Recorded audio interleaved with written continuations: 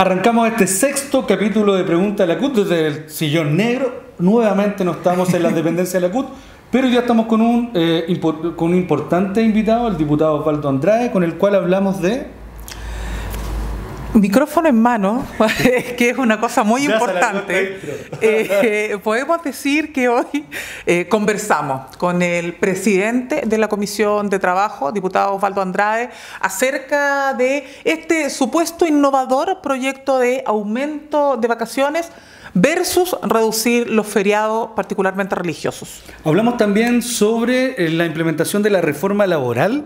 Y finalmente, Bárbara. Bueno, y tuvimos también un debate respecto de proyecciones. En un año electoral que va a estar marcado, esperamos nosotros, por el debate programático, ¿qué debiéramos esperar en materia laboral por parte de los candidatos y candidatas? Fue bien taxativo el diputado en ramal, ramal, ramal.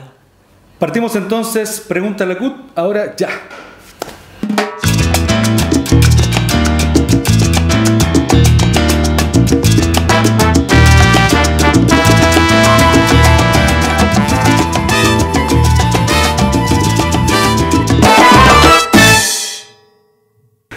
Comenzamos esta semana con el sexto capítulo de hashtag Pregunta a la CUT. La semana pasada con la Presidenta de la República, el Poder Ejecutivo, y esta semana el Poder Legislativo, Bárbara. Bueno, así es, tal como decía Eric la semana pasada, esa frase que quedó para el bronce, desde el kilómetro cero del poder político, la única dijo, frase que me salió. Cuando estábamos en la casa principal de todo el pueblo de Chile, la casa presidencial.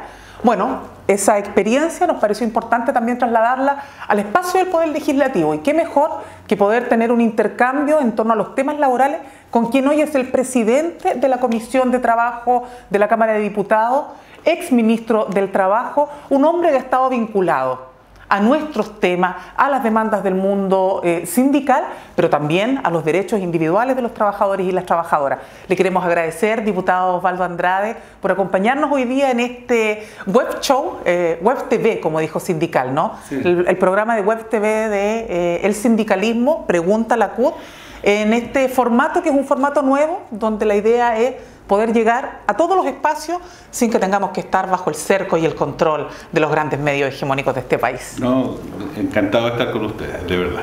Muchas gracias, diputado. Osvaldo, le puedo decir Osvaldo, ¿no? Sí, uy, qué patúo el Eric, con la presidenta no se atrevió ni a hablar.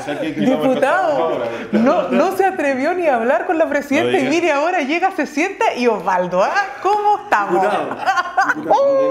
Sí, yo sufro siempre en todos los capítulos de la broma de la presidenta, pero ya lo que es un ícono en nuestro programa, este computador medio vintage que... De los años 90. De los años 90, donde salen las preguntas de los distintos trabajadores. Vamos a ir a la primera pregunta que dice así. Vamos ahí, enter, compañero productor. Barra espaciadora. Barra espaciadora, sí. Esto tiene su tiempo, nuestro... Eric también. Eric también. Hola, mi nombre es Gloria Jara Zubicueta. Soy dirigente nacional de los trabajadores del Ministerio de Educación y quiero hacer una pregunta a la CUT. ¿Qué opina la CUT respecto a la propuesta del candidato Piñera de aumentar los días de vacaciones, sacando días de feriado de todos los chilenos y chilenas? Bueno, en realidad ya pregunta a la CUT, pero es pregunta al diputado Osvaldo Andrade. ¿Qué le parece a usted esta propuesta que se ha señalado a partir del pequeño documento programático de Sebastián Piñera? Y que se ha planteado como una propuesta innovadora, ¿no? Bueno, primero de innovadora no tiene nada, porque esta es una propuesta que formulamos algunos parlamentarios precisamente durante el gobierno del presidente Piñera, por allá por el 2013, en que sugeríamos la idea de aumentar el número de días de vacaciones y reemplazar algunos de estos días por la eliminación de 3 días feriados. La propuesta concreta era aumentar en 5 y disminuir 3 días feriados. El fundamento es el fundamento práctico y el fundamento más ideológico. El fundamento práctico es que Chile tiene, en la relación con los países que nos comparamos, una cantidad de feriados bastante menos. 15 días en relación con los países de la OCDE es un feriado corto. Paradojalmente somos los países que tienen más días feriados en la misma relación.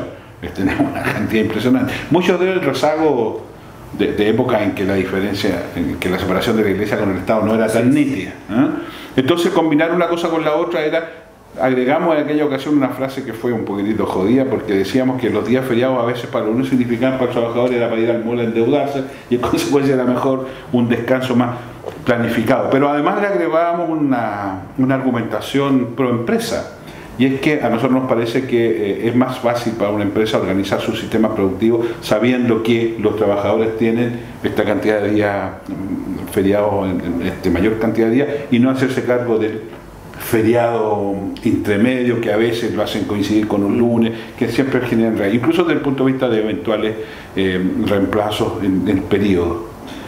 Desde el punto de vista más ideológico, a nosotros nos parece que esto ayuda mucho a la productividad, ¿no? Un trabajador mejor tratado, un trabajador que tiene mayor tiempo de descanso, que en consecuencia renueva de mejor manera sus expectativas laborales, y eso se logra de mejor manera con 5 días continuos y no con días en medio de la semana. Nos parecía más atingente, y por eso lo hicimos. En aquella ocasión yo recuerdo que le planteamos esto, estaba de ministro en la relación con el Parlamento, el ministro Larroulé. Yo se lo planteé, él estuvo bien de acuerdo.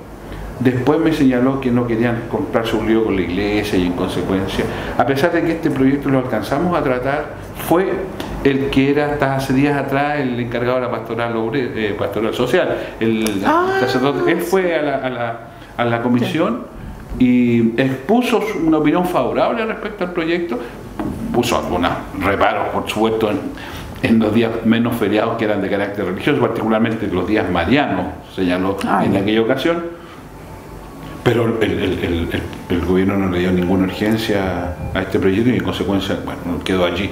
A mí me ha causado extrañeza que se haya retomado en la propuesta inicial del presidente Piñera, en su propuesta programática, y además coincide con un proyecto que ahora ha presentado el diputado Poblete, entre otros, también yo lo firmé, que establece simplemente un aumento sin disminución de días. En eso estamos. Eso le iba a consultar, diputado, porque nos han planteado desde... Un llamado telefónico. Bueno, está llamando de la moneda, ¿no? ¿Qué está diciendo? Pero uno de los elementos que, por ejemplo, nosotros hemos escuchado en el marco del debate sindical cuando se dio a conocer esta propuesta era la sensación de algunos sectores. Primero, la preocupación porque esto tiene que ver con aquellos que tienen un contrato formal y que por lo tanto les reviste el aumento de las vacaciones la posibilidad de planificación efectiva. Cuestión que no es siempre igual para trabajadores más informales, donde el feriado finalmente viene a ser ese tiempo de descanso. Entonces, lo primero es señalarle ese elemento, cómo lo abordan, y lo segundo es que también se ha señalado por parte de algunos trabajadores que por qué hoy día el giro, ¿no? Desde haber planteado esta idea y hoy día asumir como un planteamiento lo que usted señalaba del proyecto con el diputado Poblete, de que mira, en realidad no toquemos los feriados y simplemente hablemos de aumentar 5 días las vacaciones. Respecto a lo segundo, lo que sucede fue un tema práctico, y es que visualizamos que la posibilidad de dejar sin efecto algunos feriados, particularmente religiosos, generaba una controversia valórica en algunos, que viendo atractivo el proyecto, esto era un obstáculo que lo pudiera ser insalvable. Entonces decíamos, bueno, a nosotros nos interesa que aumenten las vacaciones, una manera de hacerlo más aceptable, ¿no es cierto? Era, propongamos esto de los feriados, pero bueno, si no quieren feriados, bueno, yo incluso llegué a plantear, si los feriados son menos, bueno, proporcionalicémoslo, veamos. Todo esto en el marco de cómo hay que tramitar estas cosas, porque uno no tiene mayoría absoluta y en consecuencia siempre hay que buscar ahí algún mecanismo de negociación. Respecto de la informalidad, las normas del código en este sentido son normas que, claro, se aplican a aquellos que tienen contrato formal, qué sé yo, pero también son interesantes desde el punto de vista que generan una cierta señal respecto a aquellos que no están en las mismas condiciones. Por ejemplo, los funcionarios públicos no se rigen por el Código de Trabajo, pero supletoriamente les es aplicable. Ellos tienen contratos estatutarios, pero naturalmente estas cosas se le aplican, y está ahí, y no son pocos, y etcétera. Después, los trabajadores honorarios, que no tienen contrato formal de trabajo, pero que cada día más los contratos honorarios se están pareciendo, ya no solo en la realidad, sino que también en el papel. Ya tienen licencia, tienen permiso, qué sé yo. etcétera. Desde ese punto de vista nos pareció interesante. Ahora, mire, yo tengo la impresión de que este tipo de debate, más que circunscribirlo exclusivamente a este proyecto, abre un debate respecto a un tema que es más de fondo, y el tema jornadas, permisos, productividad. Por eso en la Comisión de Trabajo yo estoy proponiendo que el concepto no es muy elegante, pero empaquetamos un conjunto de iniciativas, jornada, permiso, y las veamos en su conjunto, y entre ellos está, por ejemplo, el proyecto de las 40 horas, etcétera, de modo tal de que no lo circunscribamos la discusión a un proyecto en particular que genera todos estos líos que genera, sino que se ve como una globalidad. Y uno se encuentra que hay iniciativas de la derecha, hay iniciativas parlamentarias, es muy interesante, sí, no deja de ser llamativo. Lo importante es que se está abriendo un debate respecto de lo que usted señala, ¿no? El tema del trabajo, la jornada laboral, la extensa jornada laboral, da la impresión, como lo ha dicho la Presidenta en otras ocasiones, que no va de la mano con mayor productividad. Es más, hay una lámina bien decidora que dice que cuando Chile bajó la jornada laboral de 48 horas a 45, que fue el 2002, ¿no? Sí. La productividad lo que hace es aumentar y no bajar. Por lo tanto, es un debate que está abierto, es un debate importante, pero el programa avanza, Bárbara, y tenemos que ir a la segunda pregunta. Solo un detalle. En materia productiva hay harto que hablar, capacitación, mejores condiciones laborales, mejores climas laborales, pero hay un dato clave. La productividad hace sentido cuando van todos en la parada. Claro. Entonces, aquí se han negado sistemáticamente a hablar de la discusión de la productividad vinculada con mejoría de salario, con la gratificación. Y ahí tenemos una discusión, esa sí que vale la pena. Bueno, y lo dijimos en el marco del 1 de mayo, ¿no? A propósito de que este debate estaba tan contingente, productividad sin que eso tenga de alguna manera un impacto en mis condiciones de vida o en la calidad de mi trabajo, genera una fisura social muy importante, y con las señales, bueno, yo lo vuelvo a repetir, creerán que tengo una obsesión, pero no es así, es solo para graficar, pero este llamado desde el propio Ministerio de Hacienda de que congelar salarios, Eric se ríe, pero esto de que congelar salarios es una buena noticia para el país, claramente genera, lo único que genera es insatisfacción. Mira lo que dicen ahora, que estos proyectos no tienen viabilidad porque, exacto, claro, populismo electoral, dijo, ¿no? Exacto, y además que son proyectos para un país ya que está ya desarrollado. Por favor, bueno, entonces nunca vamos a llegar a nada con esto, porque yo, la autoridad económica y la autoridad de Hacienda en esto me genera harta duda. Bueno, dije duda, sí, muy. He escuchado cosas más elegantes sobre la Hacienda. Vamos entonces a la segunda pregunta, diputado, y dice así. Jorge González, consejero nacional de la Central Unitaria y presidente de los trabajadores forestales. Hago la siguiente pregunta. A un mes de vigencia de la reforma laboral en Chile, ¿cuál es el camino que han tenido los servicios mínimos en los distintos sindicatos que representamos? Bueno, tamaña pregunta, diputado. Estamos viviendo tiempos complejos, todos lo sabíamos. La primera etapa de implementación de la reforma iba a ser un tiempo complejo, iba a ser un tiempo de tensión, pero es importante efectivamente conocer también cómo están percibiendo ustedes este proceso que ya estamos enfrentando. Bueno, Eric lo conoce muy bien en el marco de su propia negociación de sindicato Metro. Están ya viviendo algunas tensiones 91%. Con la excesiva demanda de servicios mínimos de parte de los empleadores. A ver, la idea del servicio mínimo era de un modo u otro a enfrentar la perspectiva de que no iban a haber reemplazos en la huelga, y en consecuencia, al no haber reemplazo, había que asegurar una cierta continuidad en algunos aspectos de la tarea de la empresa, que no tenían que ver con producción, tenían que ver más bien con el cuidado de las instalaciones, con preservar aquellas cosas que son básicas para que una empresa no sea objeto de robo, qué sé yo. Mi impresión y mi preocupación es que esto los empresarios, algunos, para no generalizar, algunos lo han enfrentado más bien desde la perspectiva de, por la vía de los servicios mínimos, generar condiciones de reemplazo. Yo estuve con los trabajadores del Mercurio días atrás y me decían que bueno, a ellos les pegaron un baracazo de despido antes de la presentación del proyecto, y presentado el proyecto y no habiendo habido ninguna conversación respecto al tema de servicios mínimos, se encontraron con la novedad que la empresa un par de semanas antes había hecho una presentación de la Dirección del Trabajo planteando un conjunto de planteamientos en materia de servicios mínimos que no conversaron jamás con el sindicato. Y eso que provocó que al no haber una norma expresa se suspendiera la negociación y de pronto se suspendiera el fuero de los trabajadores. Exacto. Entonces, yo sé que esto siempre es difícil decirlo porque hay mucha gente que lo toma como una cierta odiosidad, pero el problema muchas veces laboral es que hay gente que actúa muy de mala fe. Y mire, y estamos hablando de una empresa que no es una empresa reciente, estamos hablando de una empresa como el Mercurio, que mal que mal, bueno, se acaba de morir el compilador, pero de todas maneras sigue siendo una gran empresa. Espero que lo del compilador salga bien. Lo que quiero sí transmitirte es que... No, todo el mundo quiere estar en pregunta. Todos quieren estar en pregunta. Para que sean vean los espontáneos. Para que vean que esto de verdad está en vivo, en directo aquí. Después voy a preguntar en qué kilómetro estamos. Pero no, quizás el diputado Chingo estaba llamando por teléfono. Como no le contestamos. Un programa orgullosamente sin edición. Así es. Así es. En tiempo real. Entonces, si bien es cierto, tenemos que hacer un enfoque más global de la totalidad de la reforma. Yo creo que hay cosas que quedaron que hay que mirar. Yo tengo mucho temor que si esto queda pendiente para un eventual gobierno de la derecha, la retroexcavadora aquí va a operar en términos brutales. Lo que podamos avanzar en este gobierno valdría la pena hacerlo. Tengo la impresión de que tampoco hay mucha voluntad porque hay dudas, qué sé yo.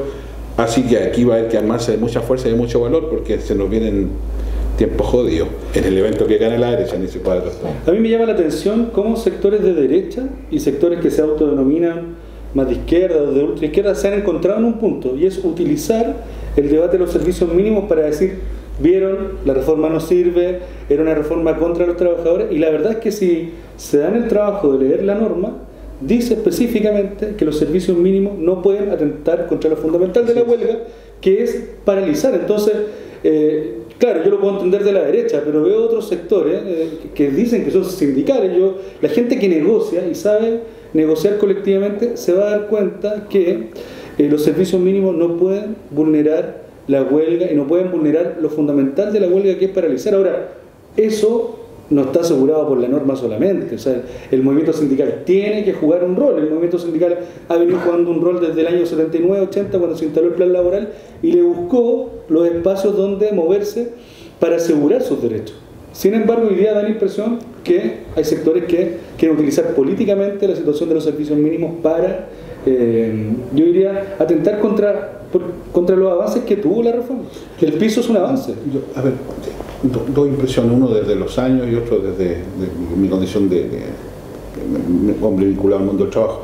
Mire, en materia laboral esto es un continuo. Siempre vamos a tener lío y esto no hay que nunca quedarse tranquilo porque siempre van a haber sus trucherías, subterfugios.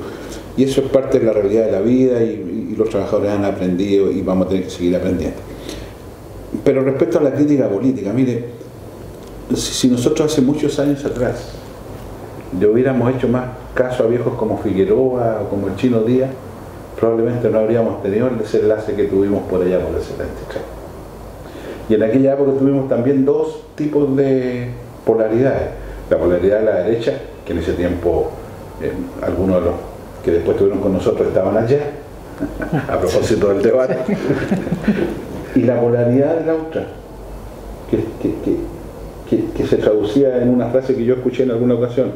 Cuando se votó por Allende decían, no, hay que elegir a Alessandri porque eso polariza las contradicciones. Así lo decían algunos compañeros. Es poco novedoso, entonces. Para que veas que no es muy novedoso encontrarse con estas dos radicalidades que confluyen en un punto en común, que las cosas están mal.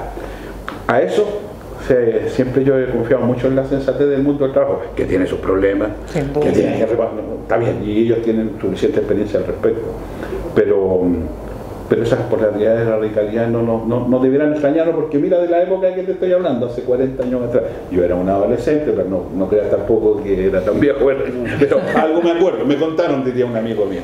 Así que no te extrañe eso, pero eso no tenemos piso. Exacto. No tenemos reemplazo, nos faltaron cosas. Y ahí un aviso, y más allá de la pregunta, la CUT tiene que hacer un esfuerzo tremendo en materia de unidad, y en eso está, yo escuché a la Bárbara el 1 de mayo, me parece súper bien. Y la centralidad del debate programático, el tiempo de la ramal. No hay que caer, la ramal, esa es la tarea. Hay que convencer a los candidatos, hay que hablar con Guille, hay que hablar, la ramal debiera ser nuestro caballo de batalla, ¿no? ¿No te parece? Bueno, yo precisamente conversábamos con Eric, y lo conversábamos fuera de cámara, fuera de cámara lo comentábamos, pero sí, efectivamente nosotros dimos un salto bien importante en el marco de nuestro último congreso, te escuché, de poder ya no solo, claro, porque no es solo ya, mire, vamos a ponernos al día respecto de los debes, sino que también pongámonos un paso más allá, porque nosotros efectivamente el gran pendiente de esta reforma laboral es que estos mismos instrumentos en el marco de una negociación sectorial o ramal tendrían mucho más potencia, eso es evidente. Entonces es claro que el paso siguiente tiene que ser el debate ramal. Osvaldo Andrade, ¿cree que realmente va a haber condiciones para ese debate en un Chile como el que se está planteando hoy día, con un debate programático que lentamente comienza a tomar protagonismo? Nosotros, si hay algo que habíamos criticado hasta ahora, a mí me tocó escuchar a Alejandro Guillén en el marco de la proclamación de mi partido, y creo que escuché un planteamiento más orgánico, integral, pero creo que todavía hay elementos sobre los cuales hay que trabajar finamente, pero en un escenario como el que estamos. La ramal está bien demonizada, y eso hay que asumirlo como un dato, pero todos estamos conscientes que es el formato con que debiéramos pensar en el futuro. A mí, yo en esto, y en consecuencia las condiciones hay que generarlas. Yo en esto sí siempre pongo dos ejemplos que me parecen sumamente interesantes. La cantidad de negociaciones ramales que hacemos en Chile es impresionante, cotidianamente, y no queremos reconocerlo, pero todos somos parte de eso. Y en segundo lugar, yo recuerdo que cuando empezamos a hacer la discusión de la reforma laboral en sus inicios, y salió este tema de la ramal, uno de los problemas que tenía es que era tan difícil distinguir las ramas, y había una cosa media burocrática, incluso de algunos personeros del gobierno. Y cuando llegó la CPC, y le preguntamos, ¿y cómo están organizados ustedes? Bueno, ya están organizados por ramas. Entonces esto es lo más extraño del mundo. De verdad que yo no quiero decir que es una hipocresía, porque quiero ser elegante, pero está muy cerca de eso, ¿no? Así es. Hay que ir con la ramal. Hay que ir para adelante con la ramal. ¿Qué otros temas deberíamos abordar en el próximo periodo? Porque este va a ser un periodo de mucho, yo creo que probablemente de más debate respecto de proyectos país que en el marco del propio proceso electoral anterior, donde hubo una ofensiva respecto a un programa de transformaciones, donde probablemente muchos dentro de la propia coalición lo miraron y dijeron, sí, bravo, pero bueno, a la luz de los hechos y de empezar a avanzar en ese programa, ya las cosas no fueron tan bien recibidas. Entonces yo creo que hoy día efectivamente estamos en un pie que es de gran oportunidad, pero también de alto riesgo, digamos, para quienes ya entienden que hoy día no basta con prometer, hay que cumplir. Yo insisto que el debate laboral deberíamos hacerlo desde la perspectiva de la ramal. Yo creo que eso abre una cantidad impresionante de formas alternativas, pero desde la ramal, cuando uno renuncia a esa perspectiva, efectivamente el debate se hace más chico, o sea, sí. y creo que también debería ser el tiempo de hablar ya derechamente de la negociación colectiva en el sector público, con el derecho a huelga, y etcétera, etcétera. Creo que ese es un debate. Yo sé que hay algunos dirigentes del sector público que esto no les gusta mucho, porque les gusta más bien lo que tienen hoy día, pero yo creo que eso es bueno formalizarlo, sobre todo porque el problema que yo veo en ese plano es que no siempre las movilizaciones del sector público están en sintonía con la gente, con los ciudadanos que empiezan a reclamar estas cosas. En eso hay que tener un poquito de cuidado. Y en materia más de derechos individuales, bueno, tú sabes, tengo ahí, tú tienes tus obsesiones, yo tengo las mías. Pues a mí la subcontratación impropia y la polifuncionalidad siguen siendo ese es un gran tema, ahí, un proyecto muy interesante que está ahí en la Cámara, en la Comisión. Fíjate que el de la polifuncionalidad me lo firmó Melero. Sí, pues, así es, y ahí está, y lo detuvo nuestra gente, y esta cosa de que hay un estatuto para los trabajadores de las grandes industrias y otro estatuto para los trabajadores de las pequeñas empresas, a mí me revela un poco, me parece que queremos tener trabajadores de dos clases. Pero si finalmente por ahí va la cosa, pero yo creo que esas cosas ya no se sostienen. Pero no he tenido en mi gobierno disposición para tratar estos temas. Bárbara, queremos agradecer Por cierto. La presencia de don Osvaldo Andrade. Nuestro traslado a sus dependencias. Para todos los trolls, vamos a volver con los dirigentes sindicales. Esto no es solo una suerte de gira pro gobierno, porque nos han dicho eso. Así es. Pero no, queremos agradecer porque además Osvaldo, el diputado, ha estado presente en todos nuestros debates. Hemos tenido diferencias, pero por cierto hemos estado siempre en el mismo camino. Nos acompañó para el 1 de mayo y creo que la presencia de él y de otras autoridades es importante porque en el mundo del trabajo nos tenemos que poner de acuerdo con distintos actores, pero por sobre todo con las fuerzas progresistas que impulsan reformas que son importantes para las trabajadoras y los trabajadores. Sí, agradecerle, diputado, el tiempo, la disposición para que pudiéramos compartir estas temáticas. Yo creo que es muy importante para nuestros dirigentes conocer la voz de las autoridades en materia del mundo del trabajo. Y qué mejor que quien preside en este año, que va a ser un año marcado por el debate electoral, la Comisión de Trabajo. Probablemente nos vamos a encontrar muchas veces este año en el Parlamento para discutir de estas materias, de pensiones y otros temas. Agradecerle, por cierto, a todos los dirigentes que nos siguen, que han estado acompañando este proceso. Como decía Eric, volveremos también al formato tradicional, pero queremos invitarlos a que también nos indiquen qué autoridad, qué parlamentario, con qué ministro les gustaría también que conversáramos temas relevantes. ¿Qué está pasando, por ejemplo, con la incorporación de trabajadores con discapacidad? Esa es una temática importante de abordar. Hay una temática que nos han solicitado también que abordemos. Tenemos que conversar sobre el proyecto 40 horas también con la diputada Camila Vallejo, pero esto, tal como decía el diputado, yo comparto esa mirada. Esto se trata de abordar el debate integral. Una sociedad sin desigualdad requiere más y mejores condiciones de vida para sus trabajadores y condiciones en el mundo del trabajo. Dignidad del trabajo, dignidad de los trabajadores. Así que un gran saludo para todas y todas quienes nos siguen todas las semanas en este programa, porque esto es Pregunta a la CUT, porque la CUT escucha y responde siempre. Muchas gracias por acompañarnos. Chao.